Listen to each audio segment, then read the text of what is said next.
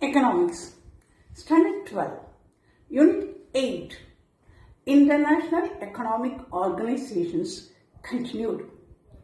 We learned the functions of International Monetary Fund.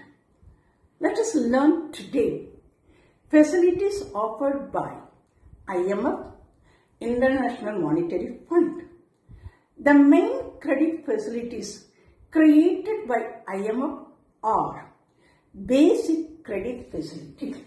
First, basic credit facility. So what is basic credit facility? IMF just provides financial assistance to its member nations to overcome their temporary difficulties relating to balance of payments. A member nation can purchase from the fund other currencies or SDRs in exchange for its own currency to finance payment deficits. The loans is repaid when the member repurchases its own currency with other currencies or SDRs.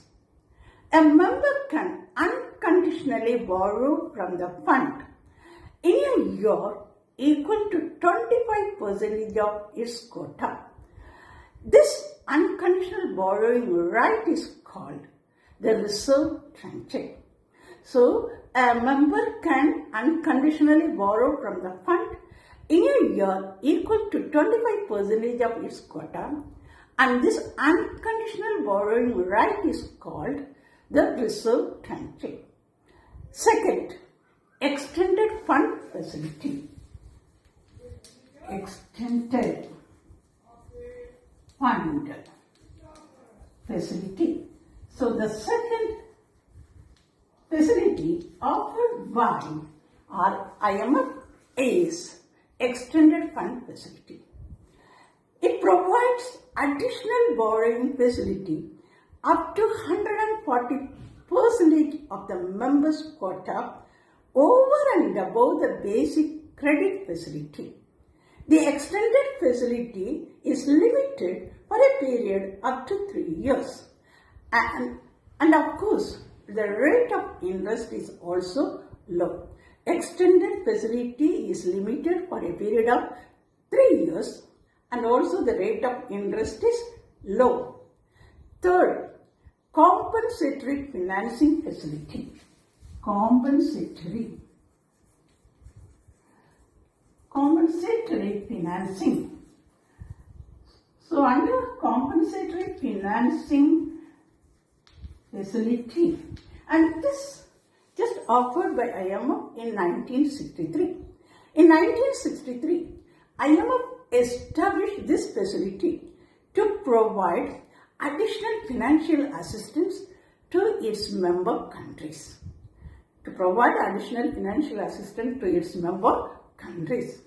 Fourth, buffer stock facility. Buffer stock facility. And of course, from the word buffer stock facility, you can easily understand that it refers to the goods. Buffer stock facility. And it was started in 1969 to help the primary goods producing countries to finance contributors to buffer stock arrangements for the substitutions or for the stabilization of primary product prices. So it was just started in 1969 to help the primary goods producing countries to finance contributors to buffer stock arrangements, of primary product prices. And fifth, supplementary financing facility. The fifth one is supplementary financing. Supplementary financing. So you remember, all these facilities are just offered by IMF. Basic credit facility, extended fund facility, compensatory financing facility, buffer stock facility, supplementary financing facility.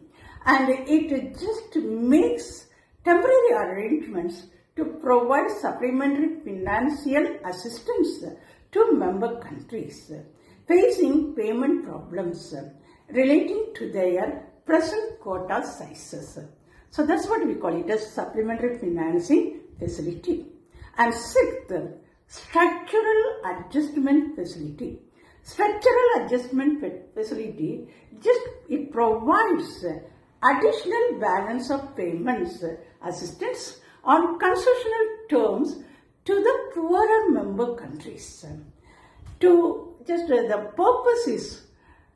purpose of SAF, Structural Adjustment Facility, and ESAF, that is Extended Structural Adjustment Facility, is to force the poor countries to undertake strong macroeconomic and structural programs to improve their balance of payment positions and promote economic growth. To promote their economic growth and balance of payment positions, this structural adjustment facility is granted by IMF to poorer member countries. The main achievements of International Monetary Fund are: first, establishment of Monetary Reserve Fund.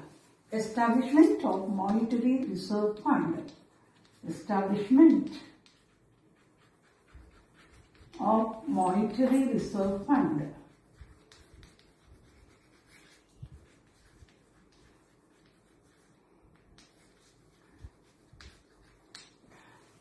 IMF just uses its stock to help the member countries to meet foreign exchange requirements. It uses its stock to help the member countries to meet foreign exchange requirements. Secondly, monetary discipline and cooperation. Monetary discipline and cooperation. Monetary discipline and cooperation. So IMF's first establishment of Monetary Reserve Fund, that it helps the member countries. Secondly, it also just maintains monetary discipline and cooperation. To achieve monetary discipline and cooperation, it has provided assistance only to those countries which make sincere efforts to solve their problems. And thirdly, special interest in the problem of UDCs. So, special interest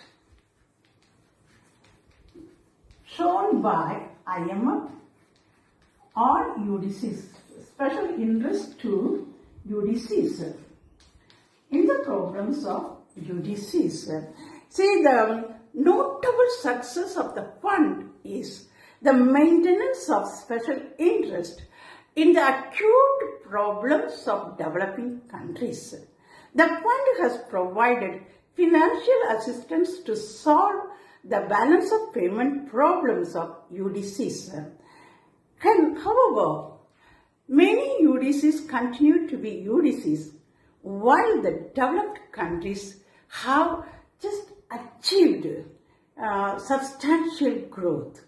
Some UDCs remain UDCs, but whereas the developed countries have achieved substantial growth. Now, the second point, let us remember, International Monetary Fund has got relation with India. India is also one of the important members of International Monetary Fund. So let us also discuss the relationship between India and IMF. India and IMF. India has got a close relation with IMF.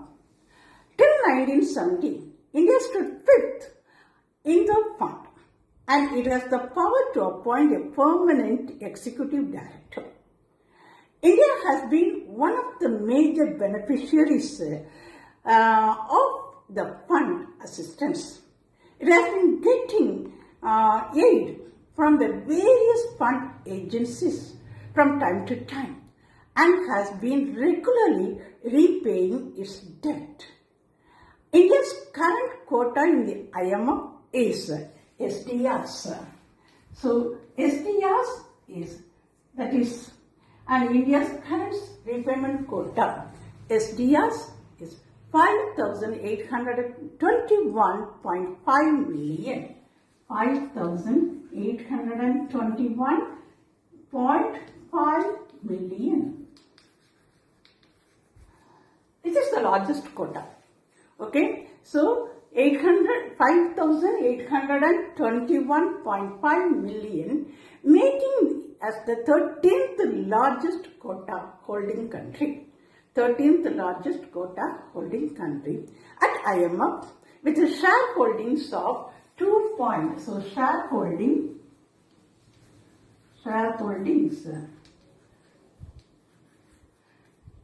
2.44%. With the shareholdings of 2.44%. Besides receiving loans to meet deficit in its balance of payments, India has benefited in certain other respects from the membership of the fund. So India has benefited a lot as the member of the fund. Now what is SDRs? So SDRs is nothing, special drawing rights. It is called paper gold, and it is a form of international reserves created by the IMF and in 1969 to solve the problems of international liquidity. SDRs act both as an international unit of account and a means of payment. It is the fiat money of the IMF. It is what we call it as potential claim on underlying currency basket. It is a potential claim on underlying currency basket.